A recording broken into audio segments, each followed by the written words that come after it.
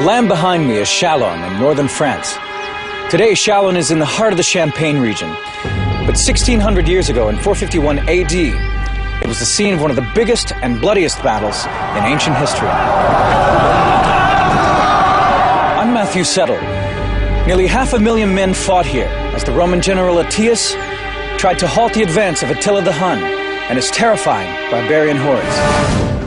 Hoje, com a tecnologia dos videogames, podemos visualizar como foi a batalha, o grande número de soldados, a formação das tropas em luta e como ela foi vencida. Veja o que os generais gostariam de ver agora em Batalhas Decisivas.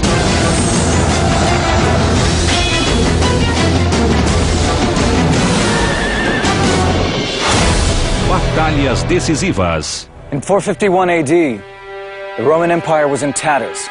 The glory days of Augustus, a distant memory. O Império Romano se estendia do Mar Mediterrâneo até a Europa, Ásia e África. Em 451 d.C., Roma não era mais o centro do governo, e o Império estava dividido em dois. Enquanto o Império Oriental sediado em Constantinopla era rico e bem conduzido, o lado ocidental fora devastado pelas tribos bárbaras. The Roman Empire was neither Roman nor it was an empire. It had been dissected between East and West. It was not in control of its borders. They would have been progressively hard-pressed to see a oneness in the empire that was about them. It was made up of armies, it was made up of governors, it was made up of garrisons and towns. It had become a fragmented world. De Ravenna, norte da Itália, Valentiniano III governava os restos do Império Ocidental e almejava o comando da Espanha, Gália e Itália, países controlados por líderes locais e colonizadores bárbaros. A Gália, a atual França, era dominada pelos visigodos e a Itália pelos vândalos. What's more, Valentinian's general and chief advisor, Flavius Aetius, was half barbarian. He was obviously a very capable commander with considerable experience. He was clearly a very considerable politician. He had occupied the top spot for quite some years. He had an Italian mother, but was raised among the Visigoths, and had even spent a year with the Huns. He knew Hunnic ways. He grew up in a silk tent. He learned to ride a horse, probably with the Huns. He's often called the last of the real Romans, the last of the noble Romans, or the noble Roman, inasmuch as for 30 years he seems to have been very active on the northwest frontier of Rome in a series of holding actions, trying to keep out Franks, trying to keep out Goths from getting into the unprotected and bountiful areas of central Italy and Spain. O Império Ocidental era um alvo tentador para as tribos bárbaras. E em 451 d.C., um líder bárbaro se destacava de todos os outros, Átila, o Huno.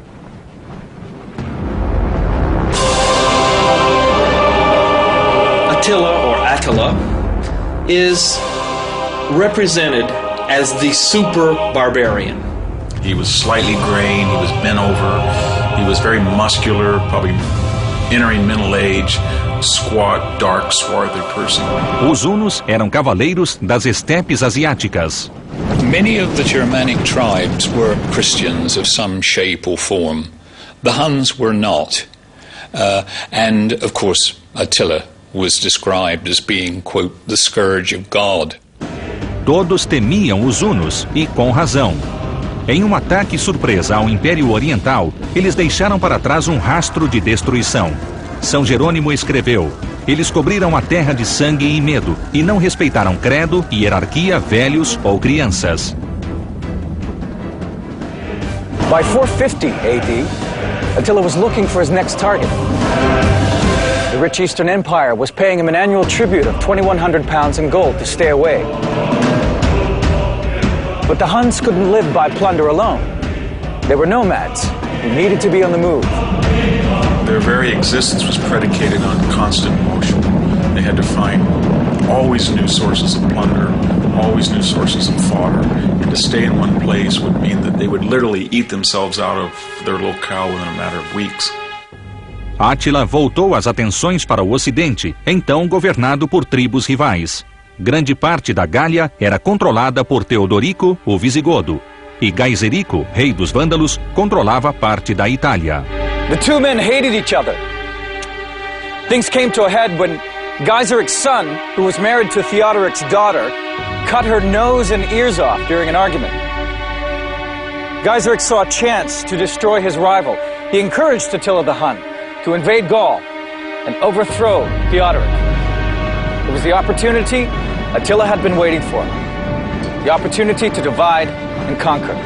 Attila thought that it offered a pretty good cost-benefit ratio. You could plunder it pretty easily, and the chances that you'd be killed or captured or punished were not very great. The Roman general Attius saw the writing on the wall. He knew the Huns well from having spent time living among them. He'd even been on friendly terms with Attila. So he knew that if Attila was allowed to conquer Gaul, he wouldn't stop until he'd swept south into Italy and completely destroyed the Western Empire. Attius knew that he would have to join forces with Theodoric's army to save the West. He couldn't defeat the Huns on his own. Though Theodoric was no friend of the Romans, he reluctantly agreed to fight alongside of them. Para Átila, a chance de invadir a isolada e rica Gália era irresistível. No ano de 451, ele cruzou o Rino no comando de um exército com mais de 500 mil de homens, segundo os cronistas da época. The core of the Hunnic army was surely the Huns themselves. There's no way to tell how many people that means. My guess is surely not more than 10,000 effective Hunnic warriors. Mais impressionante que os números era a habilidade de dominar cidades, feito de poucos exércitos e povos bárbaros. Os hunos cruzaram a Europa, incendiando cidade após cidade. Cologne, Mainz, Metz, Strasbourg e Reims, até que em junho daquele ano, a tribo chegou a Orleans, e Aécio foi obrigado a detê-los antes que alcançassem a Itália. O general romano era o único obstáculo entre Átila, o Huno, e a tomada do oeste. Em 451, Átila, o Huno, espalhou a destruição e seguia rumo à Gália na companhia de seu exército. Enquanto isso, o comandante romano, Aécio, partia para Orleans com seu novo aliado, Teodorico, rei dos Visigodos. Não se sabe ao certo o tamanho do exército conjunto, mas historiadores acreditam que o número não superava os hunos. O exército chegou quando Sangibano, governador de Orleans, estava prestes a se entregar aos hunos. Era o início de uma sangrenta batalha. Sem medo de recuar e reagrupar as forças, Átila retirou seus homens das ruas e partiu para campo aberto. Já que o confronto era iminente, o líder preferiu travá-lo em um local onde os hunos tivessem total controle. O lugar escolhido foi o campo próximo à cidade de Chalon. Os hunos montaram um acampamento defensivo e se prepararam para aniquilar Aécio.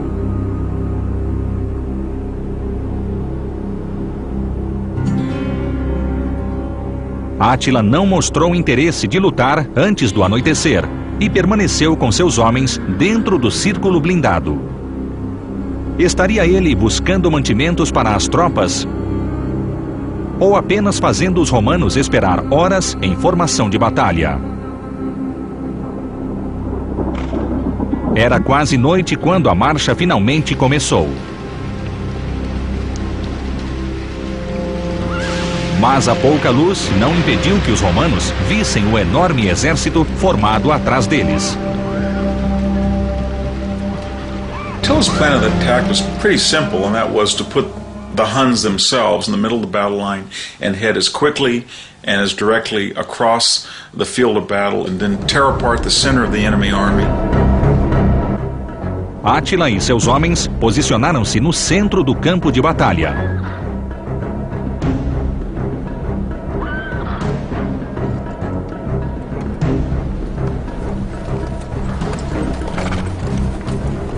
Pelos flancos seguiam os ostrogodos e os gépidas, tribos bárbaras aliadas. Esta era a cavalaria padrão, munida de lanças e espadas e usando de mobilidade e força de ataque para infligir perdas.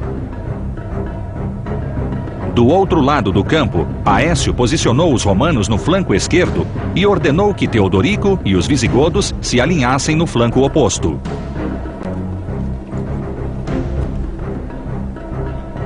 Para o covarde Sangibano, restou o centro.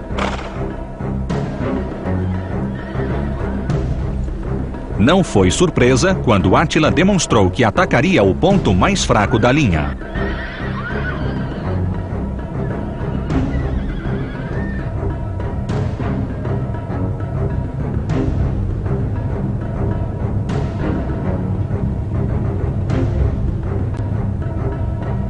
The Romans had placed the weakest part of their force in the center.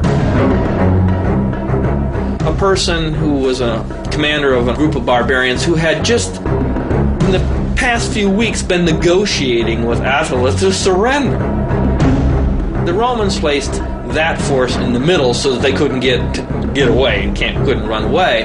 That's precisely where it turned out Attila's force struck. Attila's strength hit Roman weakness.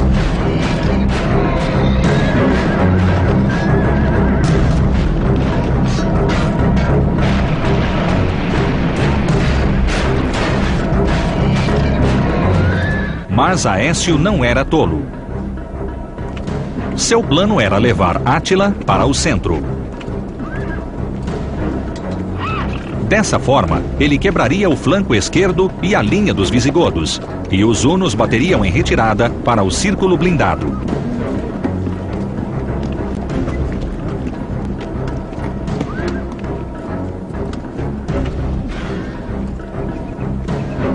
O plano era cruel.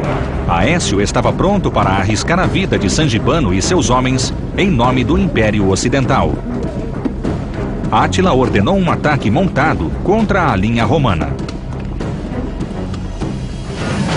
A Batalha de Chalon estava declarada. Os hunos se lançaram contra Sangibano, que do centro da linha ordenou a retirada das tropas. Mas foi seguido de perto pelos hunos.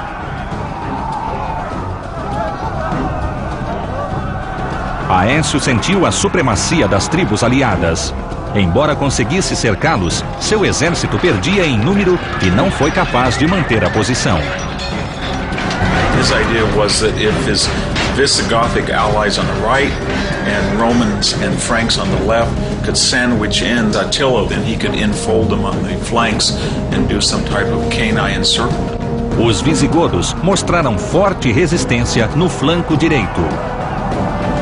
A batalha crescia em ferocidade.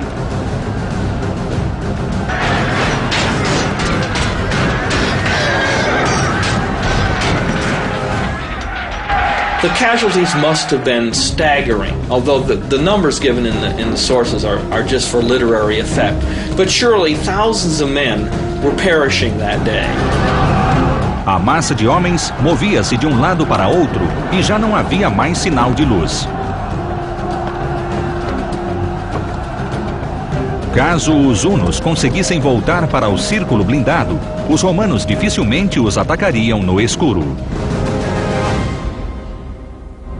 It was late in the afternoon, and it was getting dark. They fought until they couldn't see each other, and then the battle continued into the darkness. It was one of these battles without end.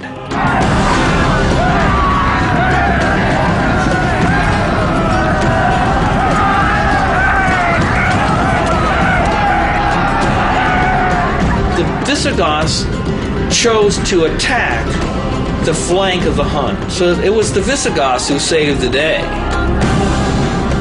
O ataque visigodo foi suficiente para virar o jogo a favor de Aécio.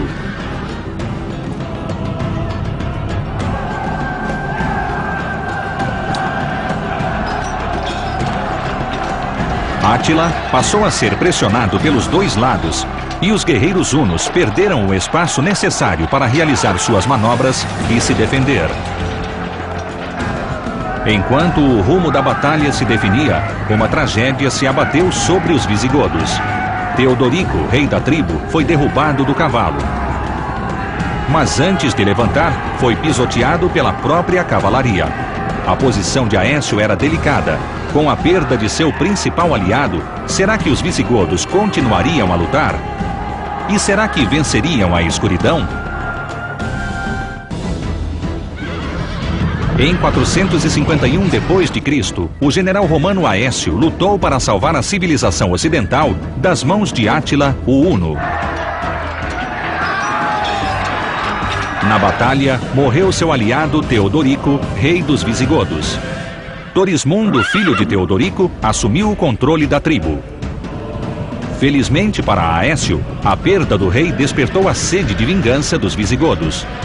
Os guerreiros investiram contra os inimigos e, de repente, era Átila quem sentia a pressão do combate.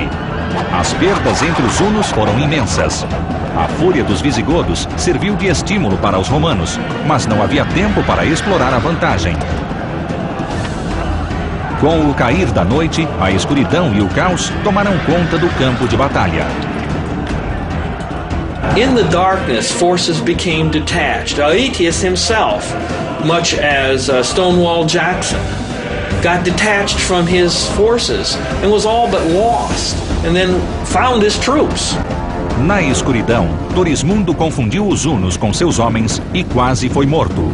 Os visigodos estiveram perto de perder 2 reis no mesmo dia. Night battles are ferocious, and the thing is, you need to disengage, because you can't control the situation. Átila cogitou voltar para o acampamento. A escuridão salvou seu exército do extermínio, e agora havia 2 escolhas: encorajar seus homens para outro dia de batalha ou fugir para viver mais um dia. So in the worst hour of the Hunnish army's existence, when they were surrounded, they'd been defeated, what did Attila do? He deliberately screamed, yelled, he showed his masculinity, his fearlessness, and then he actually created a funeral pyre and threatened to immolate himself. So little did he value his own life, and so much did he value the reputation that he would die undefeated. Neither of these 2 great commanders, they didn't know what the casualties were that they had inflicted. They knew, however, that their own troops were terribly bloodied. These 2 armies had exhausted themselves. Aetius probably got little sleep. He was left with a real dilemma. On the one hand, he had the opportunity to crush Attila once and for all. On the other, he had to consider the future security of the empire. The Visigoths had only supported him because of Attila's invasion. The Vandals were also unreliable. These tribes only stayed in line because of a Hun menace. Remove that and warfare could break out all over the West. There was the perception that maybe the destruction of the Hunnish army might embolden other tribes that are now our allies, but after the battle will be our enemies.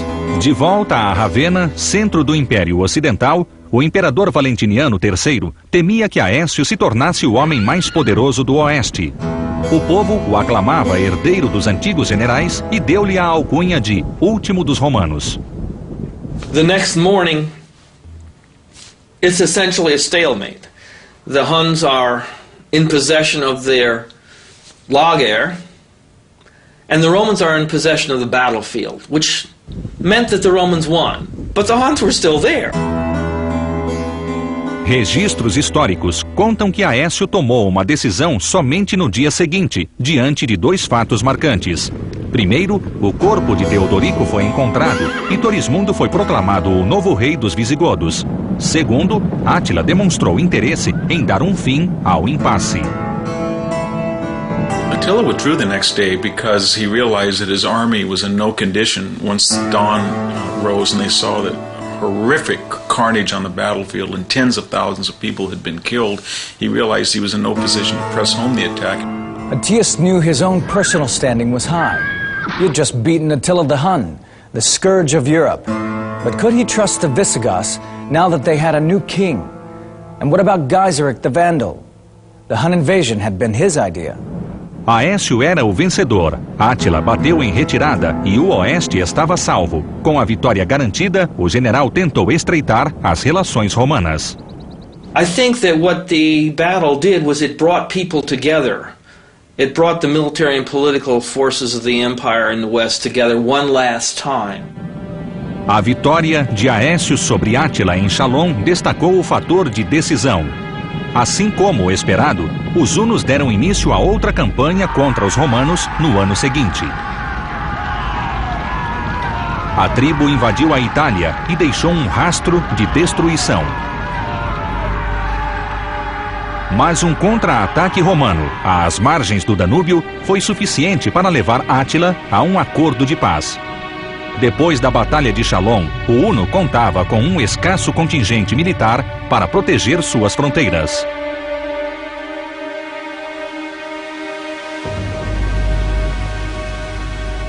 The following year, Attila the Hun died, as he had lived, bloodily. He married a young bride, and drank so much that when he had a nosebleed, he drowned in his own blood.